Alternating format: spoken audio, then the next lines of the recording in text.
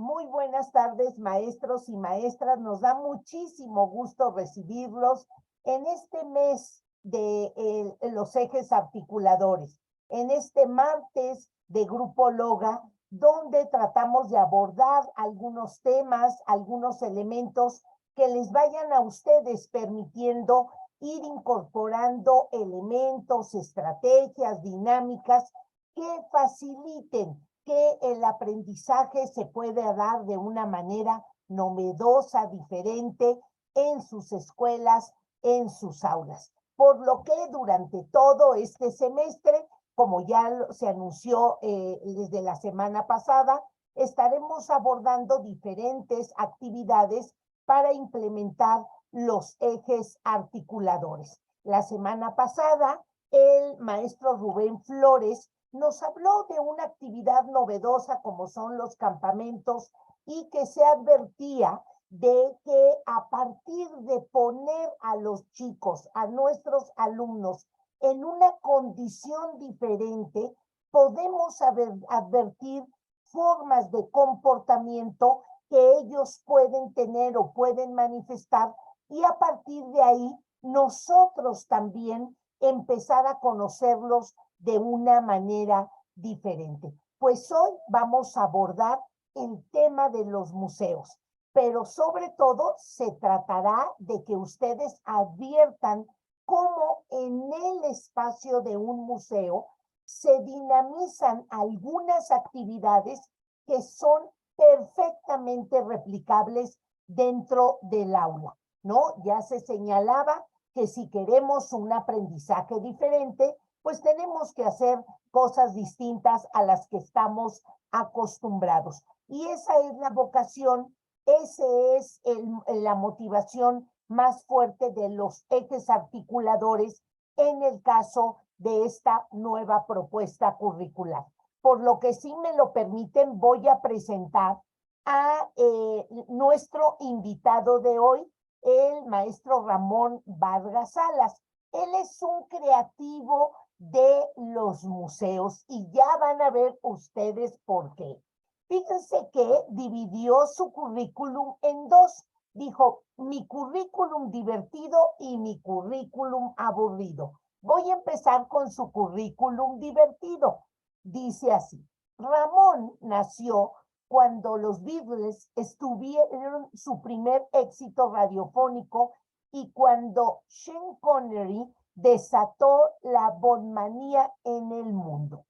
Vio en televisión la llegada del hombre a la luna y eso cambió todo en su vida. Hacer y pensar la ciencia se volvió su estilo de vida. Estudió física en la Universidad Veracruzana y hasta se atrevió a realizar una maestría en ciencias en el Centro de Investigación y Estudios Avanzados del Politécnico Nacional. pero los caminos de la vida, que no son como lo pensaba, lo condujeron a una enseñanza de la ciencia y a la divulgación de la misma. Tras haber dado clases con cierto éxito en primaria, secundaria y bachillerato, y haber salido vivo de ese intento, ha pasado los últimos 22 años en el campo de la educación no formal, asistiendo e impartiendo conferencias, talleres y ponencias ante cualquier incauto que se deje atrapar.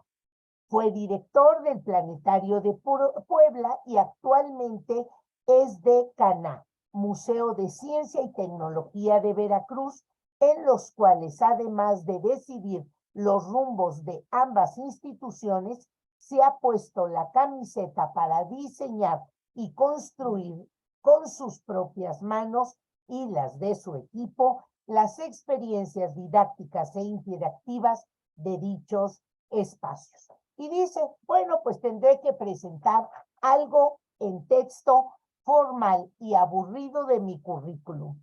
Ramón Vargas Salas, licenciado en Física por la Universidad Veracruzana, maestría en Ciencias por el CINVESTAB, el Instituto Politécnico Nacional, y licenciado en Pedagogía con reconocimiento en saberes adquiridos por parte de SEP Apple Teacher, estudiando la licenciatura en Diseño y Comunicación Virtual, esto por la UNAM. Director del Planetario de Puebla de 2017 a 2020 y director de CANA, Museo de Ciencia y Tecnología Veracruzana, de 2020 hasta la fecha actual.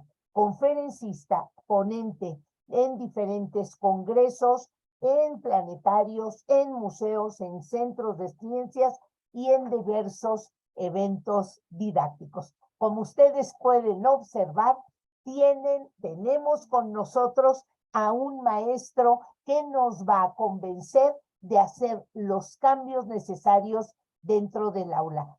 Maestro Ramón, bienvenido. Muchísimas gracias por aceptar nuestra invitación. A los maestros, a ustedes, nuevamente desearles feliz inicio 2023 y que nuestras aulas se sorprendan con los cambios que ya vamos realizando dentro de ellas. Pónganos de qué estado nos acompañan y además, conforme vayamos escuchando al maestro Ramón, vayamos elaborando preguntas para que la última parte sea de ustedes, sea de aquellos comentarios que les sirven para llevárselos a las aulas. Muchísimas gracias, maestro Ramón. Un fuerte abrazo y lo dejo en el uso de la voz. Gracias, muy amable, doctora. Es un honor estar aquí con ustedes. Muchas gracias por la invitación a la doctora Patti Ganem, al Grupo Loga y, por supuesto, a ustedes docentes, maestros y maestras de todo el país que día a día están peleando y que ahora me conceden un tiempo para platicarles sobre más locuras, darles más trabajo y llevarlos por nuevos caminos para que ustedes piensen de qué formas mejorar la educación. Siempre lo han estado pensando y ahora pues quiero revolverles un poco las cosas. Bueno, voy a platicarles más que lo que pueden obtener de una visita al museo, lo que pudieran obtener de la forma en cómo, en particular en mi caso, trabajo para hacer las experiencias didácticas que presentamos en el museo. Yo creo que todos estamos como convencidos de que ir a un museo nos da oportunidades de ver las cosas de manera diferente. Podemos notar que los alumnos se comportan de manera diferente en los museos y que además aprenden de unas formas que no son poco comunes en la vida cotidiana.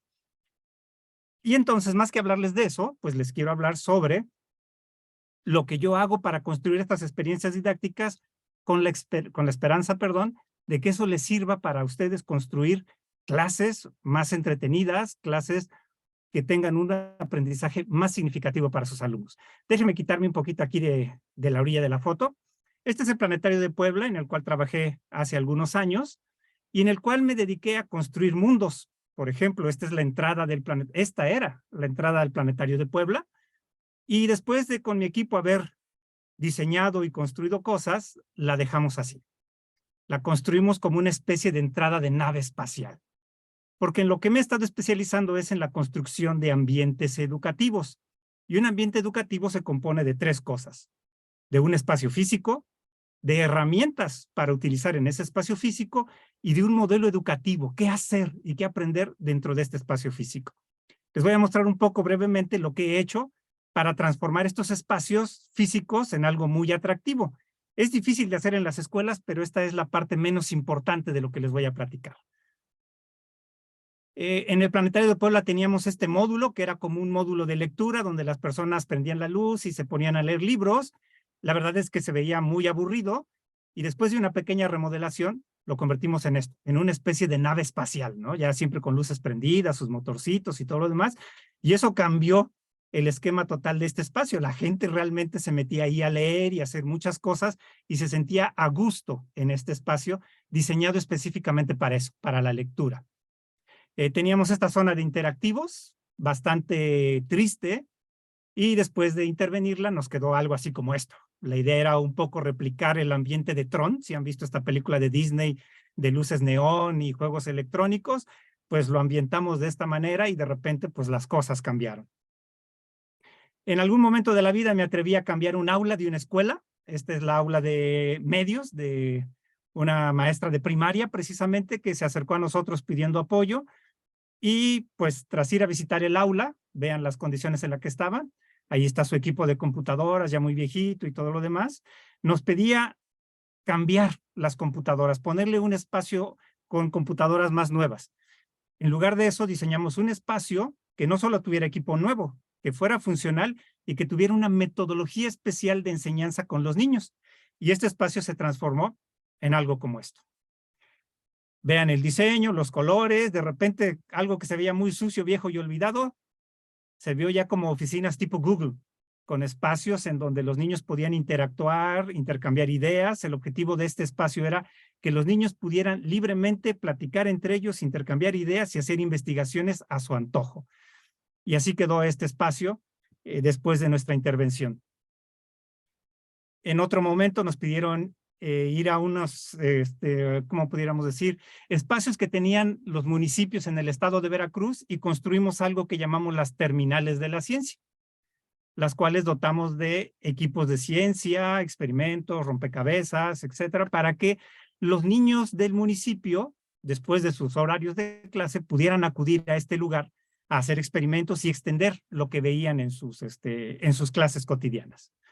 Y actualmente, que este es el lugar donde yo trabajo, el Museo Caná, Museo de Ciencia y Tecnología del Estado de Veracruz, pues transformamos este espacio que estaba vacío hasta hace un año en una vecindad que llamamos Matatena, y que el objetivo de este espacio es recrear una vecindad de los años 40 para que los niños puedan recordar, bueno, recordar no está mal dicho, para que los niños puedan entender a qué jugaban nuestros abuelitos. Por eso se llama Matatena. Es un espacio donde hay trompos, valeros, títeres, matatena, lotería y todo este tipo de juegos, para que los niños jueguen a las cosas que jugaban nuestros abuelitos. Sorprendentemente es un espacio en el que tanto a los abuelitos les gusta mucho, a los papás les gusta mucho y a los niños les encanta. Y todos juegan de manera integral en este espacio. Ahí pueden ustedes ver algunos valeros, un camión muy antiguo que tenemos allí al fondo. Al fondo se ven algunas especies de stands donde tenemos el juego de la oca, la lotería, las damas chinas, todos estos juegos tradicionales que había en las ferias de antes. Y ahí pueden ustedes ver la recreación de la vecindad. Dentro de cada casita tenemos actividades, talleres, hay un cinito, hay un teatro de títeres, etcétera. Entonces, básicamente, a lo que me he dedicado durante todos estos años es a la creación de mundos didácticos, que puedan enseñar a las personas de manera distinta. En los museos tenemos la posibilidad de construir estas cosas enormes, que son muy llamativas para los usuarios, pero en las escuelas es bastante complicado de hacer. Hay otro ejemplo rápidamente, una sala que estamos construyendo ahorita, que vamos a inaugurar dentro de 2 semanas, con estructura de madera. Estamos construyendo una sala que se llama Ciudades, y vamos a abordar qué es una ciudad, ciudades inteligentes, la ciudad y su gente, la historia de las ciudades o la evolución de las ciudades, y la estamos construyendo con madera y cartón, materiales bastante baratos y poco comunes para la construcción. Ahí ustedes pueden ver, y estos son los avances que vamos teniendo con esta sala. Entonces, como les platicaba, construir estos mundos es relativamente fácil en el museo. pero lo que me interesa platicarles ahorita rápidamente es, ¿y cómo pueden hacer esto de alguna manera en sus escuelas? Quizá no puedan construir cosas físicas en las aulas, pero quizás sí puedan utilizar la metodología, la parte didáctica, las actividades que realizamos en estos espacios. Y en ese sentido, la charla se llama El Museo en mi Escuela. ¿Cómo pueden ustedes llevar las actividades y hacerlas de la forma en como las hacemos en el museo en sus propias aulas? Y bueno, pues empezamos rápidamente. Afortunadamente, el modelo de la nueva escuela mexicana brinda la libertad curricular a los docentes. Ya, por fin. Es decir, ahora los docentes pueden elegir de qué manera abordar los temas del plan de estudios y en qué tiempo y cómo conjuntarlos con otros conocimientos de los diversos campos formativos que tiene la nueva escuela mexicana. Entonces, esa es una gran ventaja, porque ya les da la oportunidad de hacer lo que nosotros hacemos. Escoger un tema cualquiera, ordenarlo de acuerdo a las necesidades de nuestros alumnos e implementarlo en el aula.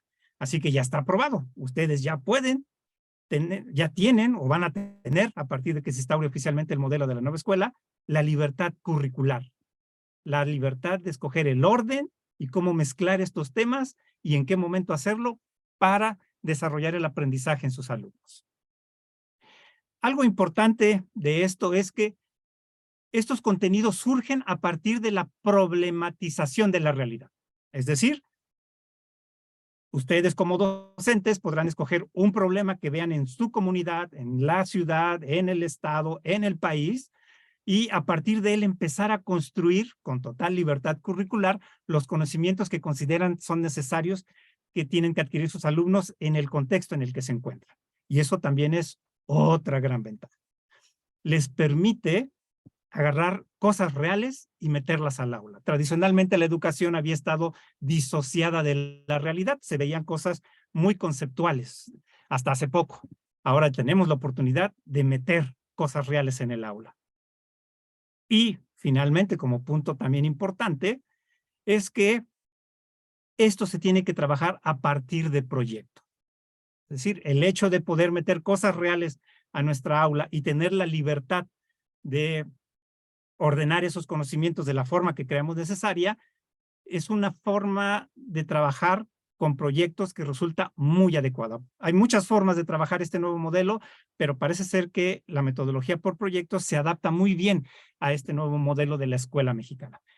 Así que podemos decir entonces básicamente que, en resumen, vamos a problematizar la realidad, lo cual nos va a poder permitir organizar los contenidos del plan de estudios, y eso lo podemos hacer a partir de un trabajo en proyectos. Así que ya la tenemos relativamente muy fácil. Sin embargo, a mí me gustaría hacer una pequeña acotación aquí. Ustedes son excelentes organizando contenidos. Lo hacen a diario y lo han hecho durante toda su carrera a través de sus planeaciones. Ahí no tengo nada que comentarles. Ustedes son expertos. Y también ustedes saben manejar muy bien el sistema de proyectos. También son expertos y yo no tengo tampoco hay nada que pudiera aportarles. Sin embargo, hay un problema en estos 3 puntos que considero esenciales para cambiar la educación, y es el problematizar la realidad. Ese es el punto en el que yo siento que los docentes van a enfrentarse a dificultades. Y una de las primeras dificultades a las que se van a enfrentar es que esta forma, como lo pone el plan de estudios, problematizar la realidad, deja de lado o no deja muy clara la definición de lo que hacen los científicos y los ingenieros. Se pone nada más de forma parcial en un lado. Y eso me gustaría aclararlo para poder entrar en materia sobre cómo llevar estas actividades a sus aulas. Miren, primero, los científicos hacen preguntas. Eso no les queda muy claro a las personas, pero los científicos hacen preguntas. ¿Por qué llueve? ¿Por qué sale el sol? ¿Cómo se transmiten las enfermedades? Eso es lo que hacen los científicos. Y después de que hacen preguntas, otorgan respuestas. Llueve porque las nubes se cargan de agua y cuando el sol les da, se evapora esta agua, empieza a caer, etcétera, ¿no? Lo que sea. Entonces, esto es muy importante. Los científicos hacen preguntas y los científicos dan respuestas. Lo que los científicos hacen es meterse en el porqué de las cosas.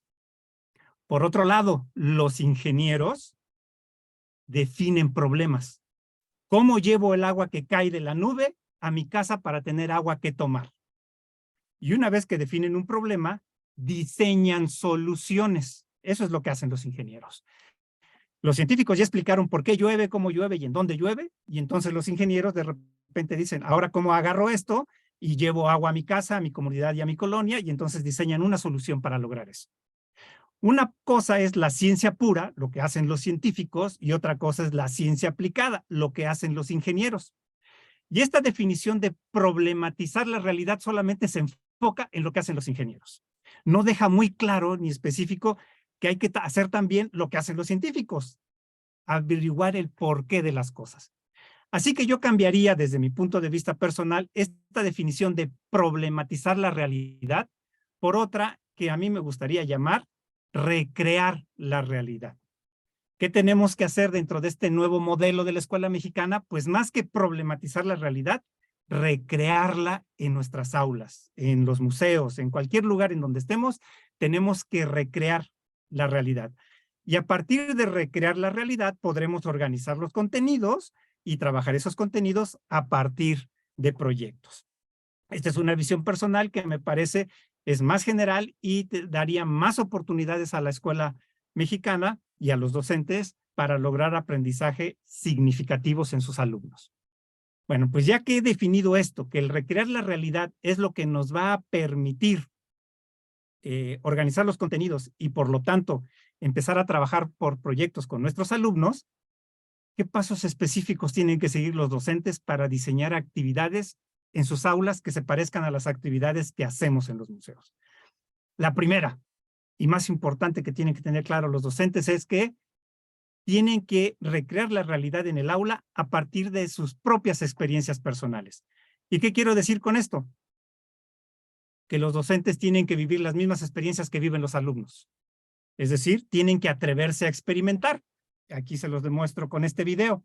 Aquí tengo un grupo de docentes de bachillerato, de universidad, de maestría, de primaria, de preescolar, de secundaria, de todos los niveles, en un taller que dimos aquí en el museo, en donde pusimos a los docentes a hacer las mismas cosas que tendrían que hacer los alumnos, para que ellos a partir de su experiencia se dieran cuenta de que pueden aprender a partir del error, de que pueden aprender experimentando, de que pueden aprender dialogando y que no tiene que darles penas, es decir, fue bajarlos al nivel de los alumnos, perdonen que lo diga así, pero fue bajarlos a ese nivel, a vivir otra vez la experiencia de ser alumno para poder comprender las actividades y poder realizarlas con sus alumnos. Aquí realizaron los docentes una obra de teatro, hasta se pusieron a cantar, ahí había maestros y doctorados de ecología, de física, haciendo una obra de teatro y no tenían el ridículo, no sentían que estaban haciendo el ridículo ante sus demás compañeros, maestros de primaria, de secundaria, de bachillerato, de prepa.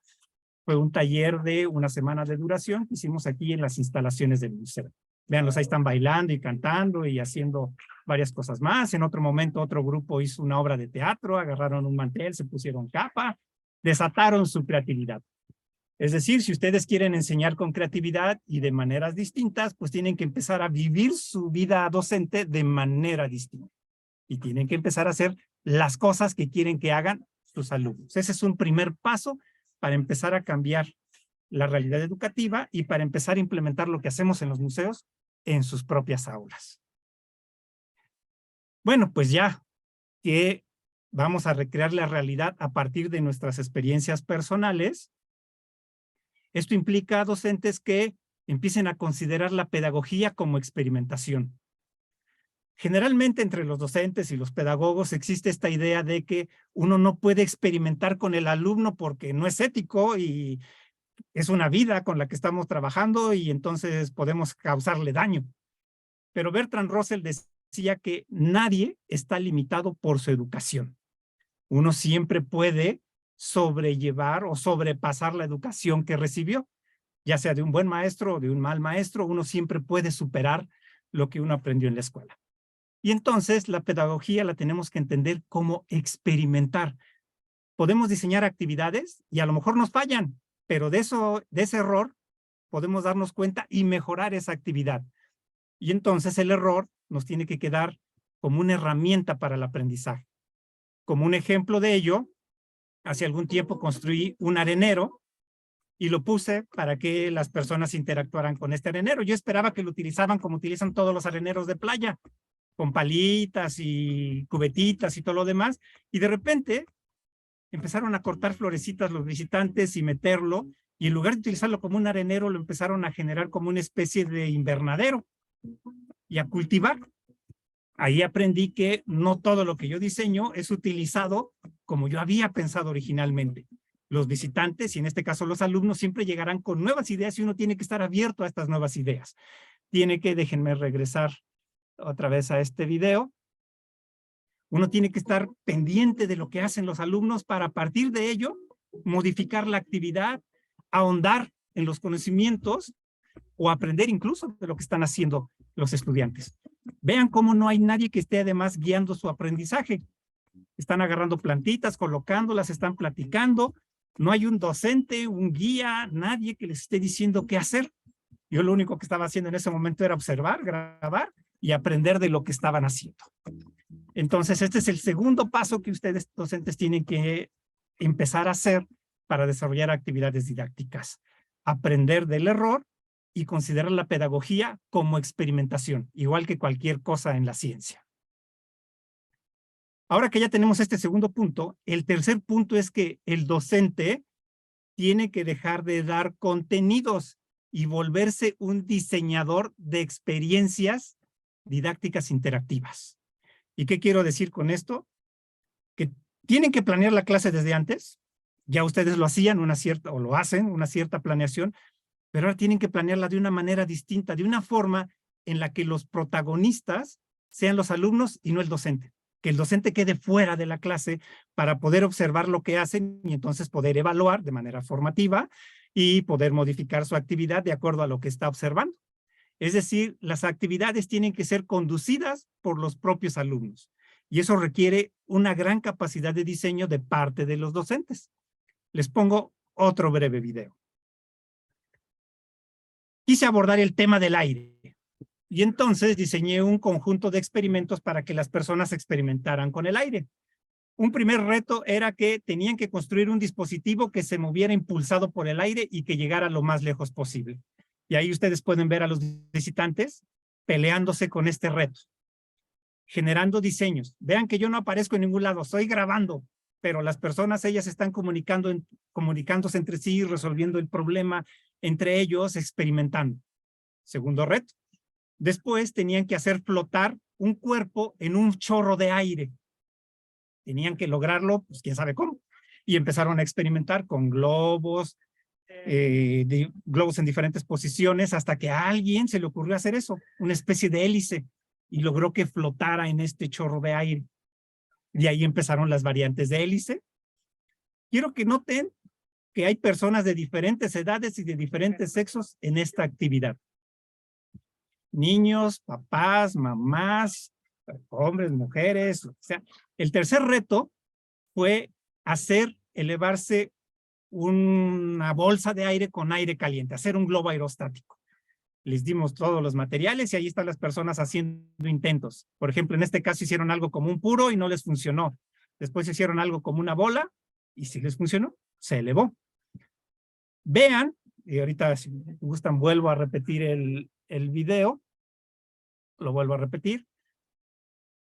Quiero que noten que en ningún momento de esta actividad aparezco yo dando instrucciones. La actividad está diseñada prácticamente para que sean las personas, ellas mismas, las que guíen su aprendizaje. Lo único que yo hice fue proporcionarles materiales, darles un reto y ocasionalmente darles pistas. Oye, ¿ya te diste cuenta qué? ¿Y qué pasaría si le haces aquello? Porque yo ya sabía hacia dónde quería que ellos llegaran. Vean que trabajando de esta manera, tengo personas de diferentes edades. No hay nadie que les esté diciendo, no hagas esto, cállate, párate, siéntate. Es un aprendizaje autocontrolado. Vean que están platicando entre ellos, están discutiendo de manera ordenada, clara. Vean que hay equidad de género, hay tanto hombres como mujeres. Es decir, cuando uno diseña bien una actividad que resulta interesante para los estudiantes o para las personas, los ejes articuladores aparecen en automático dentro de la actividad. Y uno no tiene que dedicar tiempo a andar enseñando disciplina, ética, etcétera. Uno simplemente hace comentarios. Oye, está hablando fulanito, ¿qué te parece si dejamos que termine? Pero todo esto surge de manera automática con este tipo de actividades. Entonces, eso nos lleva al tercer punto. Ya hemos dado 3 guías para que ustedes puedan implementar lo que hacemos en los museos. Considerar la pedagogía como experimentación, es decir, atreverse a experimentar cosas. ¿Qué tal si hago esto? Y si no sale, no importa, aprendemos del error. Segundo, diseñar actividades que sean autoconducentes, que las puedan desarrollar los propios alumnos por sí mismos. Y lo que les comentaba de conclusión, si desarrollamos las actividades a través de estos campos formativos, de esta manera muy interactiva, los ejes articuladores aparecen en automático sin que tenga que dedicarles tiempo extra. Hay equidad de género, hay respeto, hay comunicación, hay toda esta serie de valores que forman parte de la nueva escuela mexicana. Les pongo otro ejemplo de otra actividad.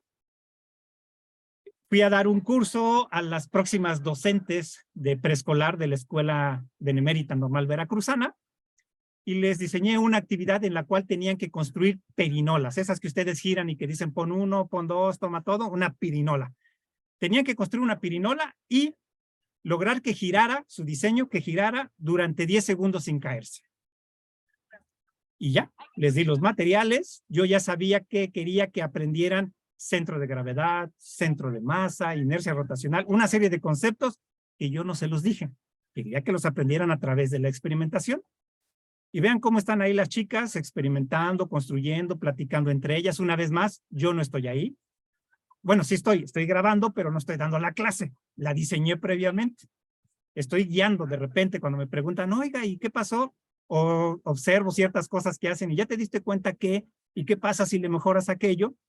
Las chicas tienen su celular encima, están consultando a través de internet en el celular, platicando entre ellas. Hay mucho ruido, pero es un ruido porque están concentradas. No es un aula callada, pero es un aula con mucho ruido dirigido. Están tratando de resolver un problema. Están trabajando en equipos, muchos equipos. Se equivocan y nadie les dice te equivocaste, así no es. Simplemente hay mensajes de ¿y qué pasa si intentas aquello? Vean cómo están divertidas, riéndose, experimentando, logrando este aprendizaje significativo. Se llevaron la hora de la clase resolviendo y al final lograron resolver el reto. Además, que eso fue lo interesante. Sin que yo las guiara demasiado, ellas lograron alcanzar el objetivo, que era hacer girar una pirinola y que rotara durante 10 segundos. Pero más allá de ese objetivo, aprendieron conceptos como centro de masa, centro de gravedad, rotación, inercia rotacional, cosas de la física que a mí me interesaba en particular que ellas aprendieran. Entonces, les acabo de mostrar estos ejemplos que muestran que se pueden hacer las actividades de los museos en el aula con materiales comunes y corrientes. El túnel de viento construí con un ventilador, ese donde pusieron a flotar globos y cosas por el estilo a las personas. No hice otra cosa más que agarrar un ventilador chiquito, lo puse en el suelo, hice un tubo con plástico transparente, se lo fijé al ventilador y de esa manera ya las personas estaban haciendo experimentos flotando el aire. Déjenme entonces rápidamente, porque creo que ya se acabó el tiempo, se está acabando, mostrarles una actividad muy sencilla de matemáticas que nos lleva a conceptos que a lo mejor no habían pensado jamás. Materiales que pueden utilizar para esta actividad: granos de maíz, o pueden utilizar semillitas de frijol, piedras pequeñas de colores o grises, no importa, papelitos de colores, o pueden utilizar plastilina, Play-Doh en mi caso que voy a utilizar. Y entonces vamos a iniciar una actividad en donde tenemos un montón de bolitas de Play-Doh, un montón de piedritas, lo que ustedes quieran. Ahí las tenemos. Y se me ocurre decirle a los alumnos o a los estudiantes, ¿qué les parece si ordenan de manera progresiva los números del 1 al 11 con estas bolitas de Play-Doh? Y entonces los alumnos se ponen ahí a trabajar, a mover las bolitas, y entonces obtienen lo que les pedí. ¿Qué es esto? Perdón, déjenme cambiar aquí la pantalla para que ustedes puedan ver mejor la actividad. Ahí está, ahí sí ya no tapo nada. Y entonces los alumnos ordenan sus bolitas de Play-Doh en 1, 2, 3, 4, 5, 6, 7, 8, 9, 10, hasta llegar al 11. Muy bonito. Esto es algo que se hace de manera general en muchos jardines preescolares, con plastilina, con frijolitos, empiezan a ordenar los números. La pregunta es, ¿podemos ir más allá? ¿Podemos encontrar algún concepto más interesante a partir de esta actividad? Bueno, ¿qué tal si se me ocurre ahora decirle a los alumnos, preguntarles, bueno, ya que los tenemos ordenados, díganme, ¿cuáles de estas columnas de plastilina o de piedritas las puedo modificar para formar un rectángulo o un cuadrado? ¿Qué quiero decir? Que, por ejemplo, si yo agarro el número 2, lo voy a poder girar o mover o etcétera para formar un cuadrado. Yo quiero moverlo y ver si de alguna forma puedo formar un cuadrado. Con el número 1 no se puede, es solito. Con el número 2 tampoco. Con el número 3 no hay forma posible, no hay forma posible de formar un cuadrado. Lo puedo poner ahí, lo puedo poner acá, lo pongo acá, lo pongo acá. No se forma un cuadrado o un rectángulo. Pero con el número 4, ¿ustedes qué piensan? ¿Es posible o no es posible formar un rectángulo o un cuadrado con el 4? Sí, ¿no? Ese es algo así como fácil, lo pongo aquí, lo pongo acá y de repente he formado un cuadrado. Entonces ahora le pido a mis alumnos, a ver, de todos los números del 1 al 11, vean cuáles se pueden formar como un rectángulo o un cuadrado. Entonces nuestros alumnos empiezan a hacer la actividad. Yo se las voy a poner aquí, ya lo tengo. El 1 no se puede, el 2 no se puede, el 3 no se puede, el 4 ya vimos que sí. El 5 no se puede, espero que estén de acuerdo que el 5 no se puede. El 6 sí se puede. El 7 no se puede. El 8 sí se puede. Y ahora déjenme preguntarles, ¿ven un patrón aquí? Ustedes me podrían decir qué números sí se pueden convertir en un rectángulo cuadrado y cuáles no.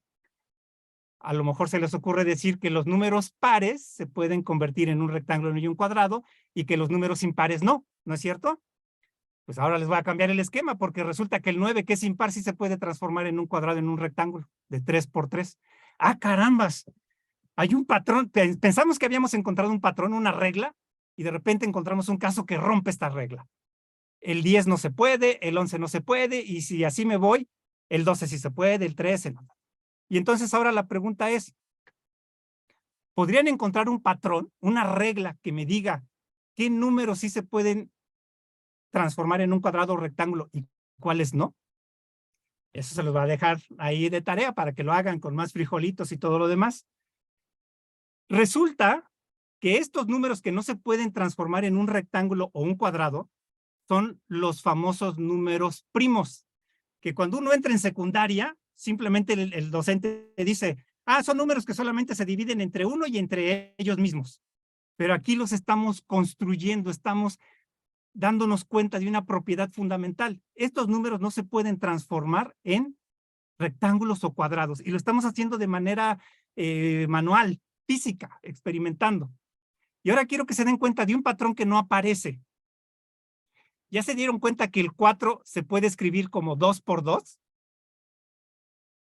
Es decir, el 4, déjenme escribir aquí, aquí hay el 2 y aquí está el otro 2. Hay dos columnas de 2.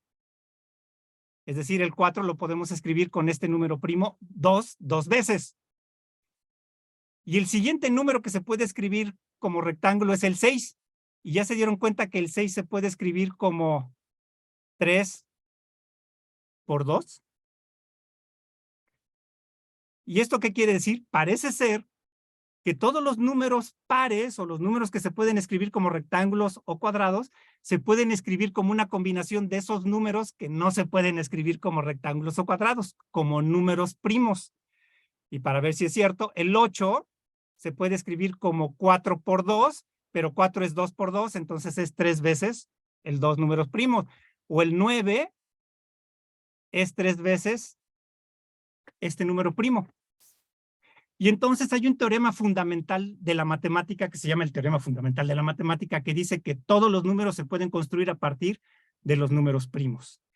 Y si lográramos encontrar una regla que me permitiera encontrar números primos, pues muy bonito, podríamos construir todos los números.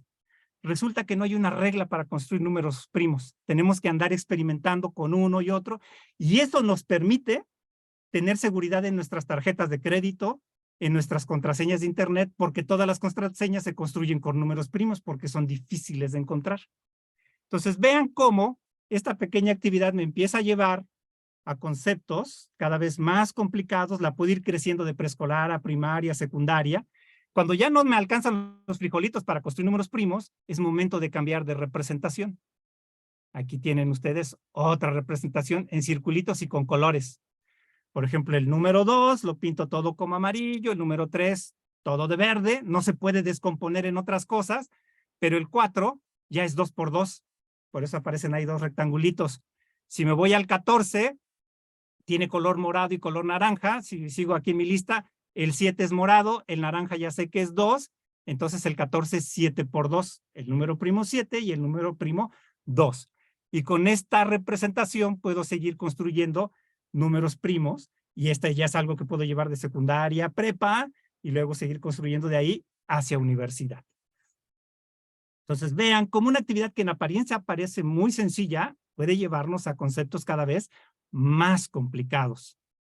Y ese es el problema al que se van a enfrentar los docentes. ¿Cómo recrear la realidad? Para recrear esta realidad, pues tienen que tener claros los conceptos básicos para poder construir a partir de ellos. Sin embargo, una idea que les puedo dejar al respecto es esta. Algo que hicimos en esta actividad matemática fue el punto 1 que aparece ahí. Déjenme cambiar de... ahí para que vean. El punto 1 que está ahí.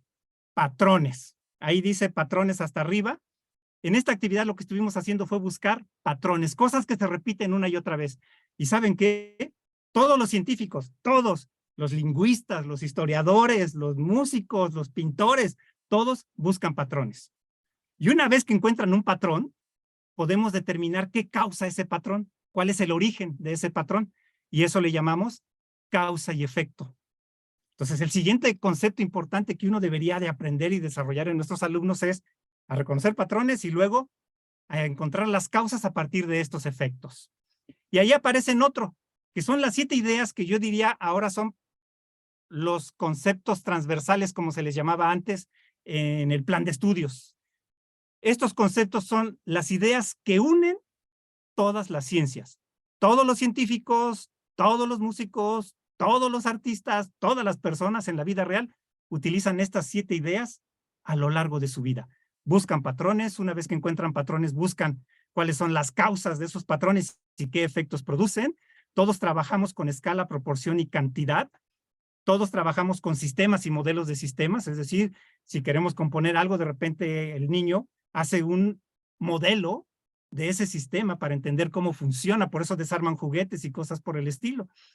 Energía y materia, todos trabajamos con esta idea de energía y materia, estructura y función. Las cosas funcionan de cierta manera a causa de la estructura que tienen. Y las cosas son estables o cambian con el tiempo. Si ustedes diseñan ideas, actividades que tengan estas 7 ideas, aquí se lo estoy platicando muy brevemente, ¿no? Pero si ustedes diseñan actividades que tengan estas 7 ideas, entonces habrán generado actividades didácticas significativas, interactivas, que puedan ser conducidas por sus propios alumnos. Y entonces les muestro rápidamente una actividad que diseñamos para un kinder. Déjenme cambiar aquí una vez más a la vista de tableta. Esta es una actividad que diseñamos para un kinder aquí en Jalapa, en donde después de platicar con los niños, preguntándoles qué les interesaba, todos salieron con un tema: extraterrestres. Aquí hay algo que les interesa a los niños. ¿Cómo diseñamos una actividad para abordar el tema de extraterrestres en niños de preescolar? Después de platicar con las maestras y consultar en libros, fuentes y demás, ya casi para terminar, llegamos a que había que contestar 5 preguntas para entender cómo le hacen los científicos para buscar vida extraterrestre. Y esas 5 preguntas son: ¿qué es la vida? Primero tenemos que definir la vida, entender qué es la vida para poder buscar vida. Después, ¿qué necesita la vida? Comida, aire, calor. ¿Qué necesita la vida? La tercera pregunta que se tendría que contestar es: ¿cuáles son los límites de la vida? Es decir, cuánto calor puede soportar un ser vivo o cuánto frío, cuánto tiempo puede estar sin comer. Y una vez que hemos contestado esas 3 preguntas, ya podemos empezar a buscar la 4ª pregunta. ¿Qué lugares del sistema solar pueden albergar vida? O sea, ¿qué planetas tienen comida, la temperatura necesaria para albergar esa vida? Y una vez que contestemos esa, entonces la última pregunta ya la podemos contestar. ¿Existe vida extraterrestre? Con estas 5 preguntas como eje articulador, que surgieron a partir de un interés particular de los niños, pues con las maestras de preescolar inauguramos el aula de astrobiología. Y fue una actividad de 7 días para contestar una sola pregunta. ¿Existe vida extraterrestre? Esta pregunta implica cosas de física, de química, de biología, de sociología, de todo lo que se les pueda ocurrir. Y entonces las maestras dieron las instrucciones a los niños de qué es lo que se iba a hacer a lo largo de toda la semana. Ahí les preguntaban, ¿existen los extraterrestres? Y los niños contestaban, sí, yo creo que no estoy seguro. Pegaban ahí sus papelitos las maestras para tener como un histograma de a ver cuántos dicen que no, cuántos dicen que sí, cuántos dicen que no estoy seguro. Y luego les daban sus instrucciones. El día de hoy vamos a hacer esto, vamos a hacer aquello, tan. Les dieron su diario, lo diseñaron las maestras, donde iban a escribir sus descubrimientos y todo lo demás. Y órale, el primer día que fue buscar vida, salieron al patio a buscar lombrices, arañas, cucarachas, cualquier cosa que pudieran encontrar vivo. Al mismo tiempo les dimos lombrices de gomita y arañas de plástico, cosas que estaban muertas, y que parecían animales, pero que estaban muertas. Y ven al día los niños bien metiditos de preescolar, haciendo sus investigaciones, recogiendo muestras. Logramos conseguir, ahí están analizando sus muestras en frascos con unas lupas. Afortunadamente logramos conseguir unos microscopios para que vieran las cosas todavía mucho más grandes y empezaron a registrar sus descubrimientos en sus diarios, perdón. Como no saben escribir, por supuesto, los dibujaban y las maestras traducían sus dibujos y escribían para que después entendiéramos qué es lo que estaban los niños tratando de decir o informar. Véanlos allí, están ya después bien metidos escribiendo sus diarios con sus colores, también una parte artística, ¿no? Ahí están escribiendo o dibujando sus diferentes garabatos y resultados de sus experimentos. Y después de 5 días de experimentación, en cada día resolvían una de las preguntas que habíamos diseñado. Llegaba yo al día número 6 a darles una conferencia sobre qué hacen los científicos para buscar vida extraterrestre. Pero aquí ya había un contexto, es decir, los niños ya sabían de qué les estaba yo hablando, no llegaban nada más a dar una conferencia y todos acá, ¿quién sabe qué está diciendo? Qué aburrido. Y las preguntas que me hacían eran pertinentes, eran sobre el tema que ellos habían estado elaborando durante toda esta semana. Y vean ahí la cara de los niños. Tener a niños de preescolar sentados durante 20 minutos es casi imposible. La conferencia duró 1 hora y ahí seguían haciendo preguntas y preguntas y preguntas. Esta primera parte, hacer actividades y luego yo llegar a darles una conferencia, obedece a la pedagogía de Piaget, que dice, se aprende haciendo. Aquí tuvimos a los niños haciendo. Pero luego vino la segunda parte y más importante, Vygotsky, que dice, se comprende haciendo. Y entonces ahora los niños tenían que explicarle a sus papás, a sus abuelitos, a sus amigos, lo que habían hecho y lo que habían descubierto.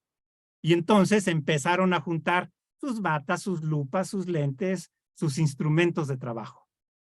Juntaron sus referencias bibliográficas, qué libros, videos, dibujitos consultaron para seguir investigando. Juntaron sus muestras, los resultados de sus experimentos y su recolección de datos.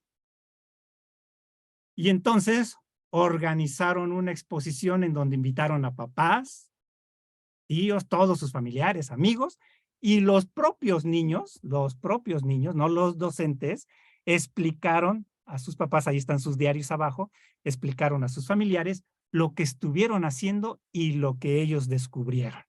Vean, ahí están explicando.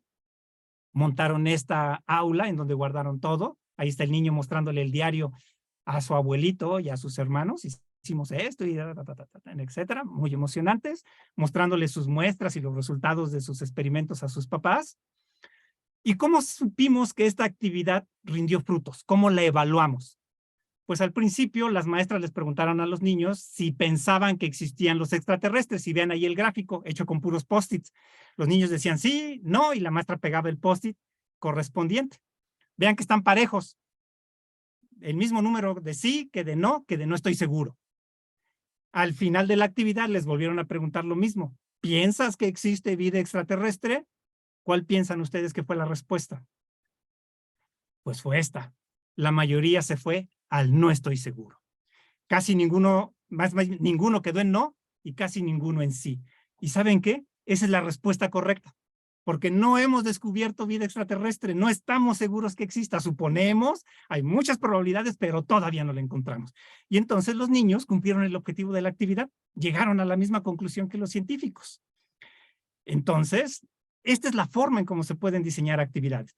No lo pueden hacer solos, tienen que colaborar con personas. En este caso, las maestras de preescolar vinieron y colaboraron conmigo y yo contacté con físicos, químicos, biólogos y diseñamos esta actividad que después la llevaron a cabo las propias maestras en su escuela. Y luego ya nos pasaron los resultados y hemos estado trabajando en este aspecto.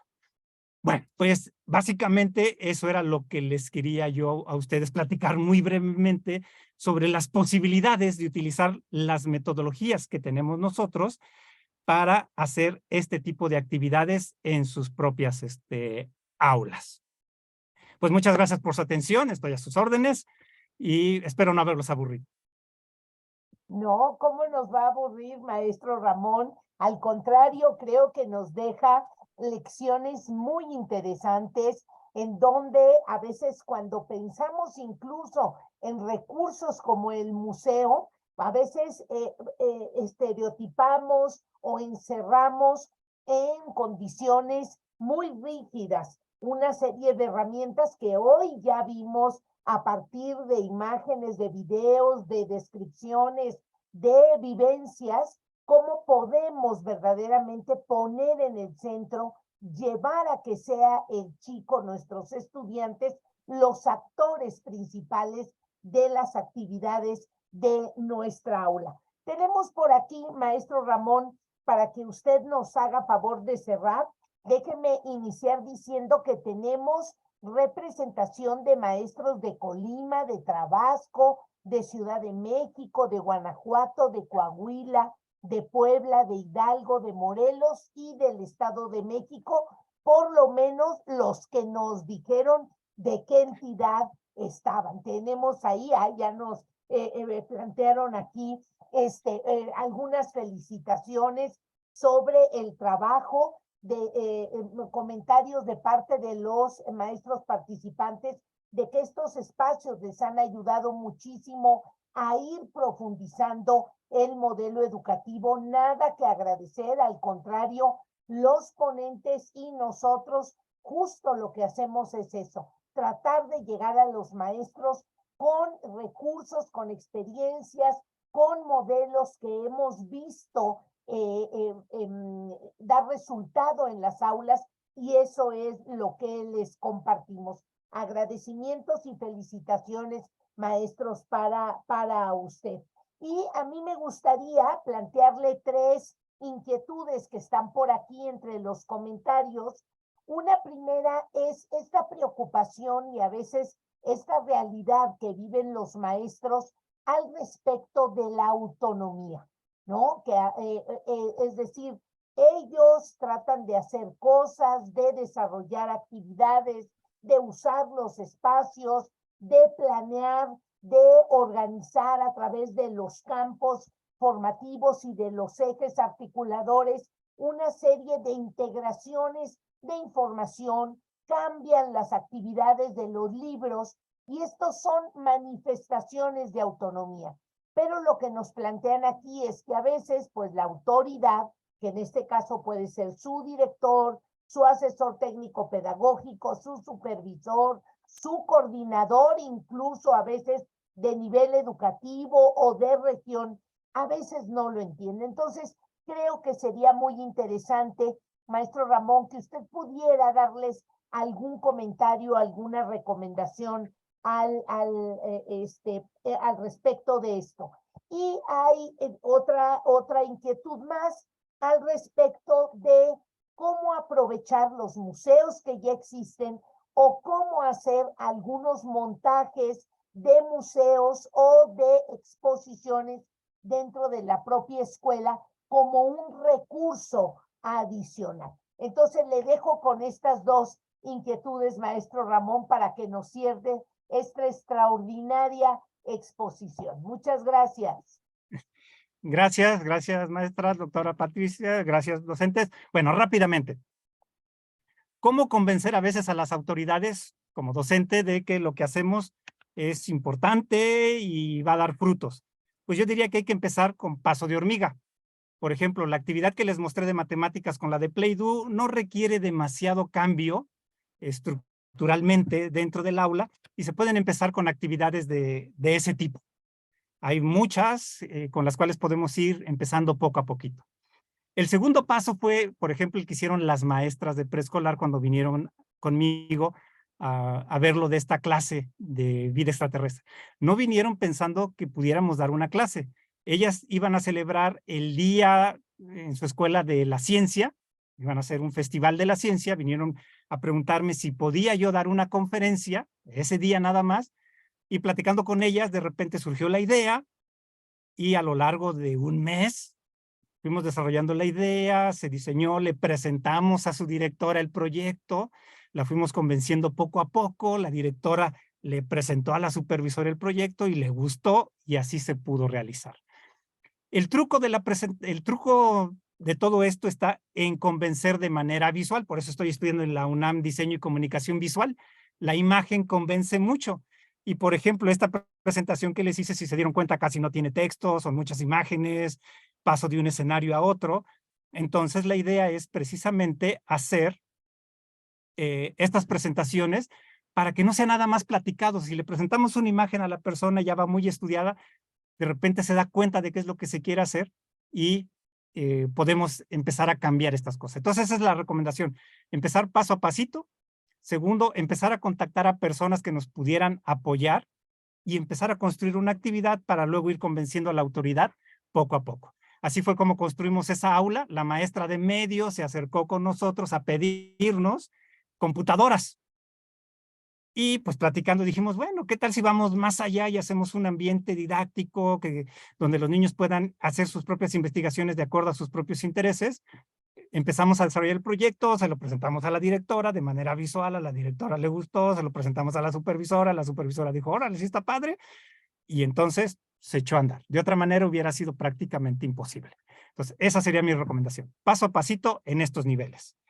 Luego, ¿cómo implementar cosas del museo en sus aulas como ambientes? Bueno, una rapidito, por ejemplo, este es aquí de matemáticas, una escuela que también nos pidió apoyo y que hicimos, pues es relativamente barato imprimir lonas. Entonces hicimos un diseño para una actividad de matemáticas con tangramas, con dados, con foamy que se cortó por ahí de colores. Aquí verán unos dominós hechos también de foamy, y con eso montamos una sala de matemáticas interactiva en una escuela.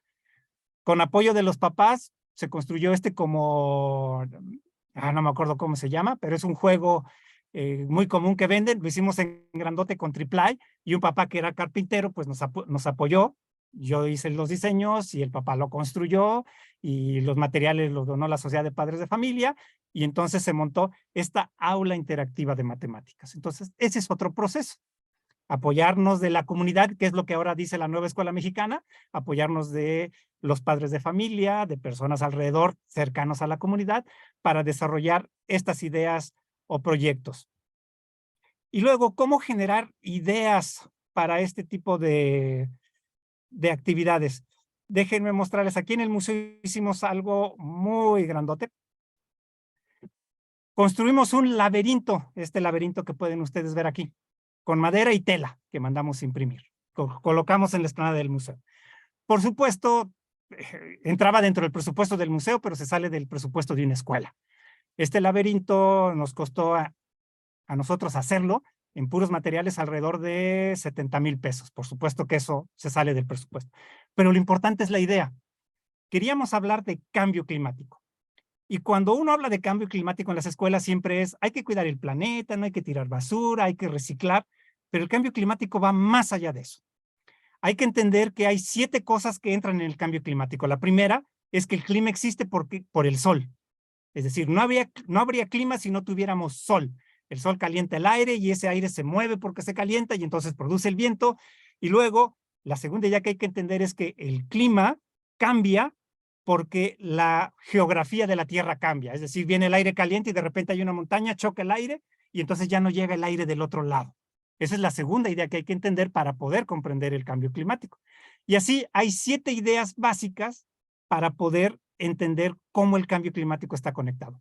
La última idea es, hay un cambio de temperatura y ese cambio de temperatura no es natural, está causado por el hombre. Estas 7 ideas están interconectadas entre sí, así que a nosotros se nos ocurrió qué mejor manera que un laberinto, que vayas de un lugar a otro para encontrarte con una idea y con la otra y te des cuenta que todo está interconectado y que necesitas entender estas ideas para ti. Y en ese sentido, ustedes verán que este laberinto tiene diferentes habitaciones o cuartos, en particular tiene 7 cuartos y cada cuarto está dedicado a una de estas ideas. En el centro, en el cuarto central del laberinto, está precisamente la conclusión, cambio climático, consecuencias, que nos produce, bla, bla. Bueno, esta es una exhibición muy sofisticada para el museo que construimos. ¿Cómo adaptamos esta exhibición a la escuela? Muy sencillo. Lo importante es la idea. Tenemos 7 ideas que hay que entender del cambio climático y que están conectadas.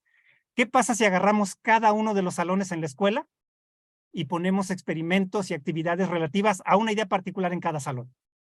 Y luego les pedimos a los niños que hagan el recorrido ahí atravesando el aula, y si queremos darle cosa como de laberinto, podemos pintar en el jardín, en el patio, con gis, el camino, con pistas, ¿no? Vete para acá, vete para allá, con flechitas y todo eso. Y entonces de repente tenemos una actividad en la que participa toda la escuela, en donde cada salón va a abordar un punto del cambio climático, y pues tan, así diría yo que pudieran empezar a aplicar las actividades gigantescas que hacemos en el museo en una escala de escuela. No sé si contesté las preguntas. Yo creo que sí, maestro Ramón, y creo que durante toda su sesión nos ha invitado a aplicar 3 elementos que ya nos propone la nueva escuela mexicana a través de esta propuesta de plan de estudio. Nos ha invitado a interconectar los contenidos, a no hacer esta forma de aprendizaje como por archivero, por tema, sino que los niños aprendan diferentes contenidos, conocimientos interactuados. Y nos ha demostrado que los proyectos pueden ser un gran recurso para tener esta manera, este modelo de ir haciendo que los contenidos interactúen. Y por supuesto que esto no se puede dar solito. Nos ha traído los principios de los museos para preparar los ambientes de aprendizaje, preparar los experimentos, preparar los rincones, preparar los espacios, es algo importantísimo para el aprendizaje. Pues maestro Ramón, le agradecemos enormemente estas estrategias, estas sugerencias, estas provocaciones, donde nos ha dicho, si seguimos haciendo lo mismo, vamos a obtener los mismos resultados en el aprendizaje de nuestros estudiantes. Cambiemos, maestros, incorporemos nuevas formas y nos despedimos así en forma de galería. Maestros y maestras, se queda en ustedes este ejercicio, estas actividades. Desde mañana hacer un pequeño montaje, recibir a los niños en la puerta con un dinosaurio, con un robot que salude con la manita, llevar muchos juguetes, adoptar una pequeña mascota que les haga hacerse responsables, modificar los espacios, las bancas, organizarlas de otra manera. Creo que con lo que ya nos compartió la semana pasada nuestro ponente, el maestro Rubén, y ahora el maestro Ramón, creo que vamos incorporando elementos de esto que son los ejes articuladores. El maestro Ramón decía, no tenemos que hablar de ética, no tenemos que hablar de respeto. Tengamos a los niños en condición de aprendizaje comunitario y van a ver cómo ellos solitos se van a dar cuenta de lo que es el respeto, la colaboración, la relación entre pares. Iremos profundizando los diferentes temas. Maestro Ramón, muchísimas gracias. Maestros, nuevamente, feliz 2023 y nos despedimos hasta el próximo martes con Grupo Loga. Muchas gracias. Un abrazo a todos. Gracias, gracias. Gracias, buenas noches. Gracias, buenas noches. Gracias, maestro. Gracias a todos. Gracias. Buenas noches, gracias. Gracias, hasta luego. Gracias. Buenas noches. Gracias, buenas noches. Buenas noches.